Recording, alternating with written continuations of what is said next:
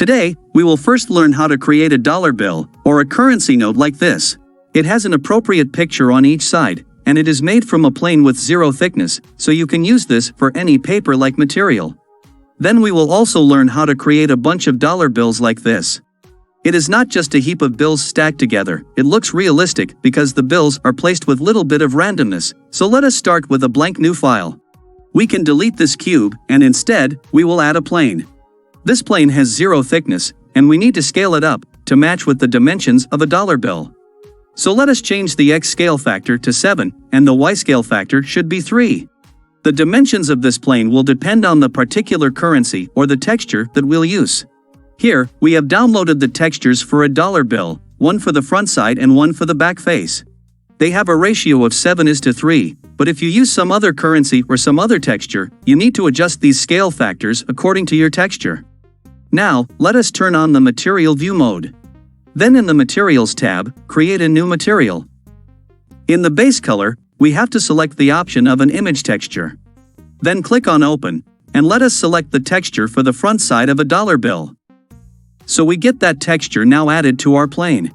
But if you go to the underside, you'll discover that the same picture is visible here, although we need a different texture on the back side. We cannot use 2 different materials for the 2 sides, because this is just a simple plane, it does not have a thickness.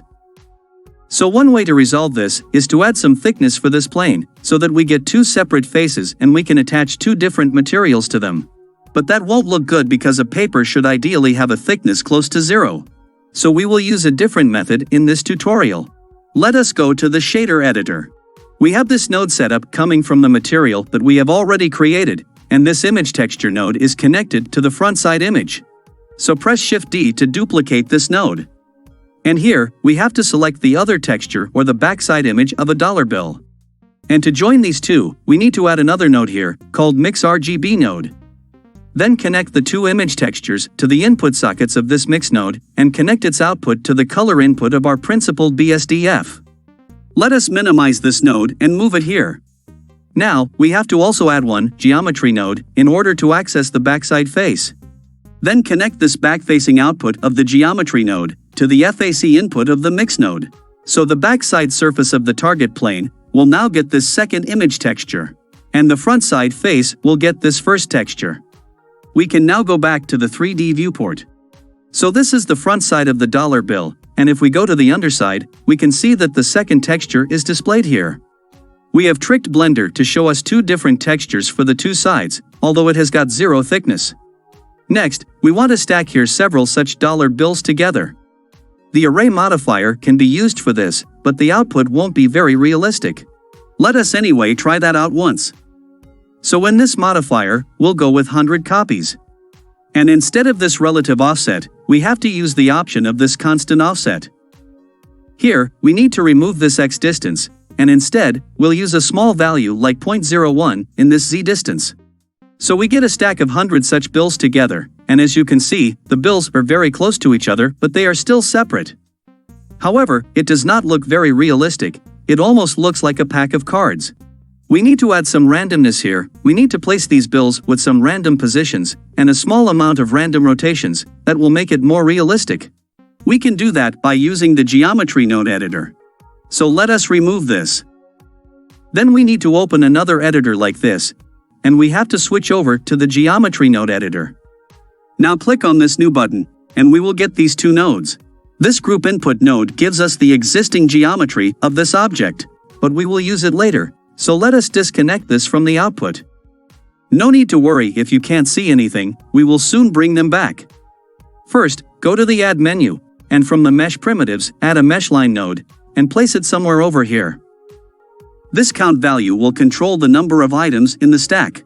So let us go with a value say 100. And this z value will control the height of the stack, so here we will use a small value, like 0.01. Now again go to the Add menu, and from the Mesh group, let us add a Mesh to Points node. Then connect the mesh output of this node to the input socket of this Mesh to Points node. We will use the method of instancing, so let us add a node called Instance on Points, and place it here. Now connect this points output to the input of this node. And connect the original geometry of the dollar bill to the instance socket of this instance node.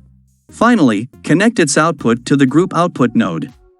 So we can see that we get back the stack, just like what we had when we applied the array modifier. But internally this is different, because these are instances. Here we can easily control the position, scale or rotation of each individual node, and it will look much more realistic with a random orientation. So in the Add menu, go to Instances. Then add a Translate Instances node and place it after the instance on points. We need some more room here, to fit all the other nodes that we will add. Now, we need a vector input to control these combined translation values. So let us go to the vector node group and add a combined XYZ node. We also need a random value node to create a random orientation. This value type should be float. The minimum value can be -0.05, and the maximum should be the same value but positive. This will then go to the Y value, because we want to randomize the location offset along the Y-axis. So let us connect this to the Y value, and then connect its vector output to this translation input. So the instances are now randomly displaced in the Y direction, but we also want a random angular displacement, which means we need a rotation as well. So like before, we need to add a rotate instances node, which will go after the translation node. The sequence does not matter, you can add the translation also after the rotation, it will give the same result. And we need a vector input to control these rotation angles. So let us duplicate this combine XYZ node. Then we need to connect it to this rotation input. Now, we need a random value for this one.